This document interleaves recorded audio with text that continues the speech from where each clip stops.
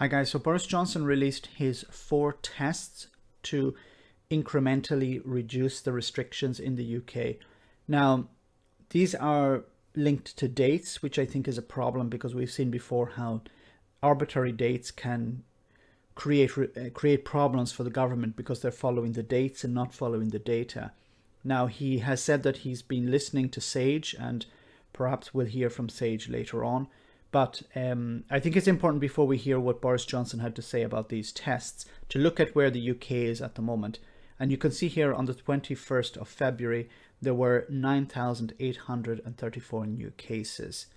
This is at a lower point than at the end of November, where we saw the most recent drop in cases. And then there was a massive increase towards the end of the year. And as the new restrictions were brought in, the cases started to decline again. So in a relatively, the UK is in a relatively good position at the moment. And that's because of the restrictions. So Boris Johnson is setting out restrictions that are going to be eased over a long period of time. Some of them are even in May, which perhaps is a good idea because if the schools start to reopen or other parts of the economy start to reopen and cases start to increase again, there's enough time to impose new restrictions if necessary. So let's hear what he had to say about these new tests. The level of infection is broadly similar across England, so we will ease restrictions in all areas at the same time. The sequence will be driven by the evidence. So outdoor activity will be prioritised as the best way to restore freedoms while minimising the risk. At every stage, our decisions will be led by data, not dates, and subjected to 4 tests. First, that the vaccine deployment programme continues successfully.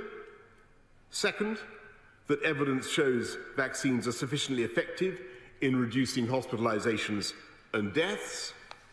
Third, that infection rates do not risk a surge in hospitalisations which would put unsustainable pressure on the NHS. And fourth, that our assessment of the risks is not fundamentally changed by new variants of COVID that cause concern.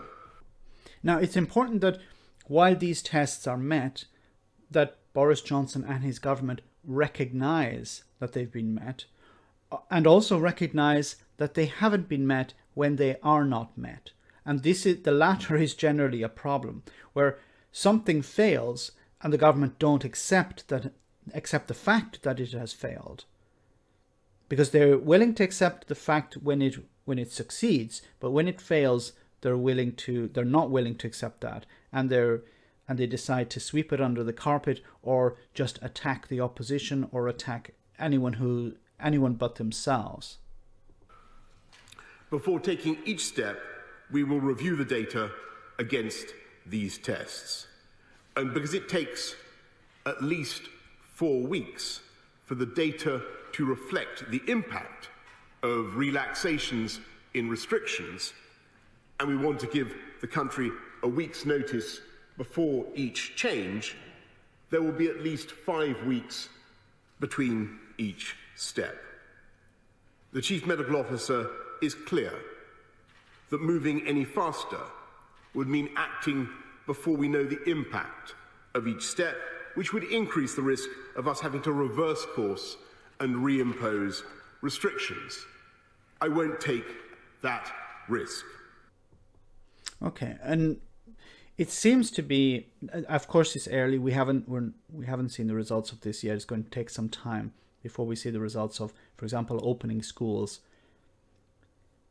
But I think, according to this, perhaps the UK is going in the right direction. Let's hope that the vaccines are helping in this, and these numbers that are decreasing are not just because of the lockdowns, but because of the vaccines. If that's the case, then the UK is definitely in the right direction. But it does mean that many people are still going to will remain under restriction for another few weeks, unfortunately. Let me know in the comment section, guys, what you think. As always, your comments are greatly appreciated. Thanks a lot. I want to say a big thank you to all of my patrons. You ensure that this channel continues to exist. I'm eternally grateful for all of your support. If you join Patreon, you will receive instant access to our Discord server, where we have both audio and video chats. You can chat with me and other patrons, where we discuss important and non-important issues. Becoming a patron per month costs about the same as a large coffee, so why not check it out?